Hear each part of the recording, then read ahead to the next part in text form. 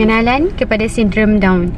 Sindrom Down adalah kecacatan kekal sejak lahir yang disebabkan oleh masalah pada unit genetik asas yang dikenali sebagai kromosom yang berlebihan. Individu sindrom Down disifatkan dengan keadaan seseorang yang mempunyai daya fikiran yang lembab dan keadaan fizikal yang tidak normal. Seterusnya, terdapat 3 jenis sindrom Down. Yang pertama, trisomi. Trisomi ni merupakan salinan ketiga kromosom 21.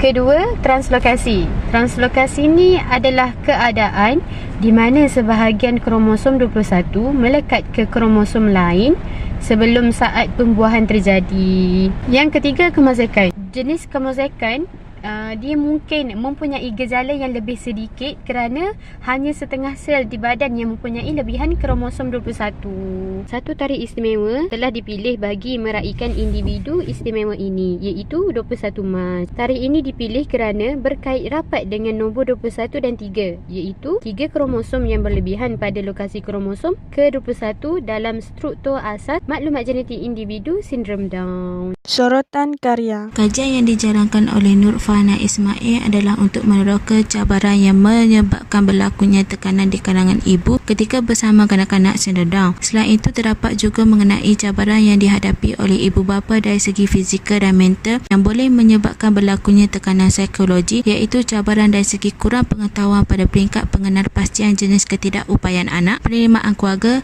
stigma masyarakat, tekanan emosi dan pengurusan kerjaya di samping menguruskan anak berkeperluan khas. Kajian ini mempunyai implikasi kepada agensi kerajaan yang berwajib untuk merangka modul pendidikan keibubapaan yang berkesan. Selanjutnya ialah kajian yang dijalankan oleh Muhammad Sazwan Zainal, di mana ia dijalankan untuk melihat cabaran yang dihadapi oleh keluarga yang mempunyai anak berkeperluan khas di negeri Melaka. Melalui kajian yang dijalankan, mendapati keluarga berhadapan dengan situasi yang sukar terhadap penerimaan kehadiran anak berkeperluan khas mereka. Selain itu, rutin harian keluarga turut menerima kesan dengan kehadiran anak berkeperluan khas. Teori mengenai sindrom Down menurut pakar-pakar. Yang pertama ialah cunca dalam Mark L. Bagshaw MD menerangkan bahawa sindrom Down ialah keadaan terancak perkembangan fizikal dan mental kanak-kanak yang disebabkan oleh perkembangan kromosom yang tidak normal. Yang kedua, menurut Gunnar Hadi, sindrom Down ialah himpunan gejala akibat kelainan kromosom yang kebiasaannya mempunyai kromosom 21, di mana ia tidak dapat berpisah semasa meiosis mengakibatkan individu mempunyai 47 kromosom.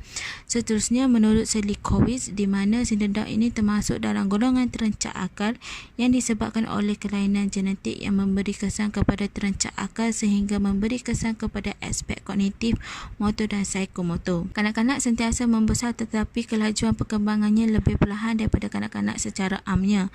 Akhir sekali ialah menurut Hadiwit Jojo menjelaskan tanggapan kanak-kanak sindrom Down termasuk dalam kategori terancak akal baik pada tahap ringan hingga sederhana.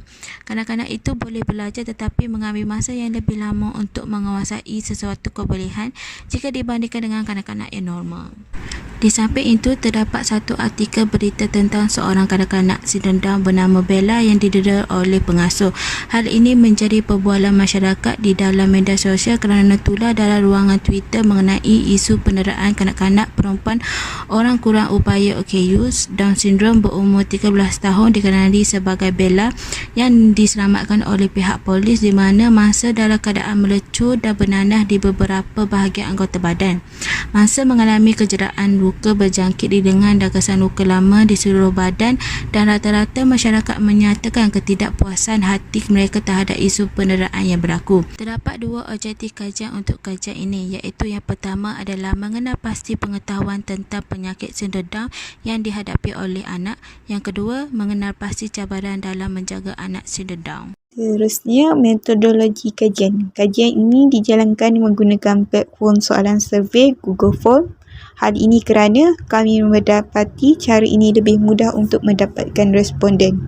Selain itu, untuk mendapatkan lebih banyak responden, kami telah mengagikan Google Form ini kepada ibu bapa yang memiliki anak sindrom Down kerana mereka mempunyai persatuan yang khusus bagi anak-anak ini. Analisis data. Bahagian A merupakan demografi responden. Rajah pertama menunjukkan jantina responden yang dipengaruhi sepenuhnya oleh perempuan. Ini dapat disimpulkan bahawa para ibu mempunyai hubungan lebih erat dan juga mereka lebih tahu tentang anak mereka.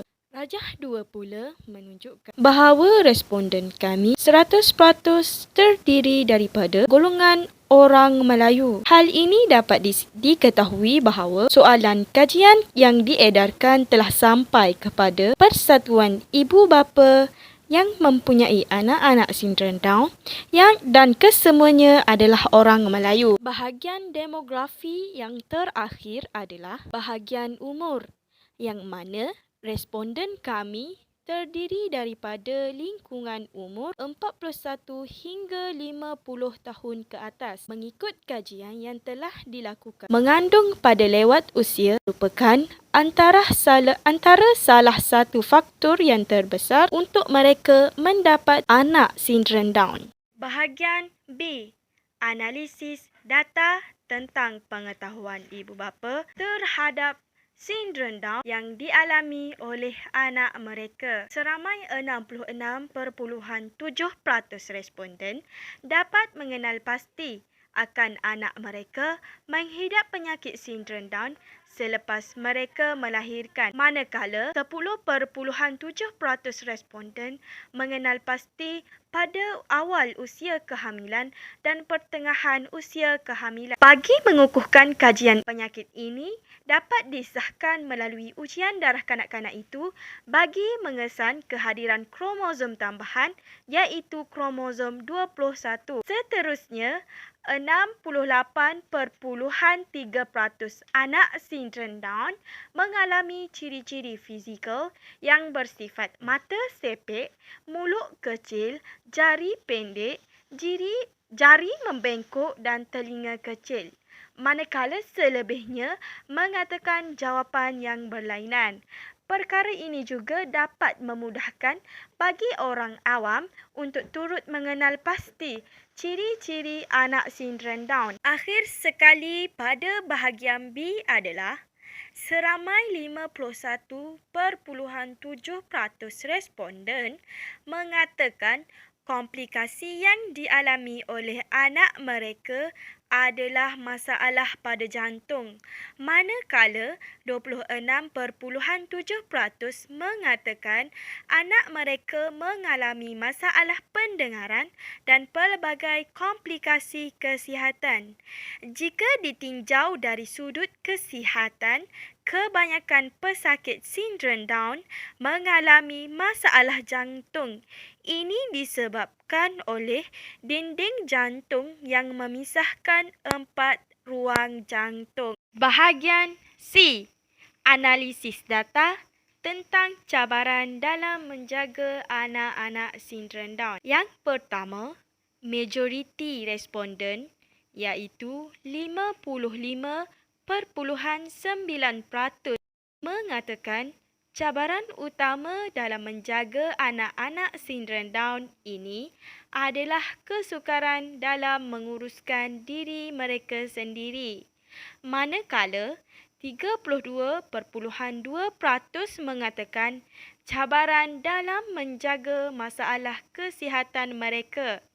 Seterusnya, 50% mengatakan memberi makanan yang berkhasiat merupakan pantang larang dalam jadual permakanan mereka, manakala 6.7% lagi melarang daripada memberi makanan yang berlemak dalam jadual permakanan mereka. Kesimpulannya, dengan kajian ini, pengkaji dapat tahu cabaran-cabaran yang perlu dihadapi oleh ibu bapa untuk menjaga dan menguruskan anak-anak sindrom Down. Pengkaji juga dapat menambah pengetahuan dan tentang pesakit sindrom Down untuk hidup dalam keadaan sihat seperti individu lain. Individu sindrom Down bukanlah beban kepada kita kerana mereka merupakan insan yang istimewa. Oleh itu, semua pihak perlu memainkan peranan penting bagi meningkatkan kebolehupayaan individu sindrom Down.